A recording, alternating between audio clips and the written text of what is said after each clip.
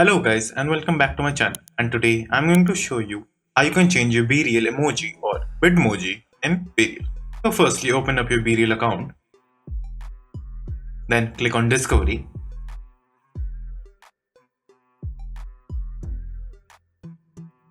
then choose any post you want to give your emoji at. Let's say for example this one. What you have to do is just simply click on the smiley icon at the bottom right corner of the post, right here. So these are all the emojis that you can choose. What you have to do, just simply click on an emoji and make that emoji by yourself. So I will choose thumbs up and just press, and then I will just take the picture,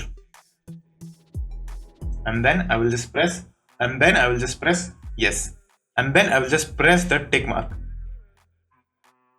And now if you click at the smiley, you will be able to see your emoji or Bitmoji that you just submitted. So that's it. Thank you for watching, and do like and subscribe to my channel, and take care.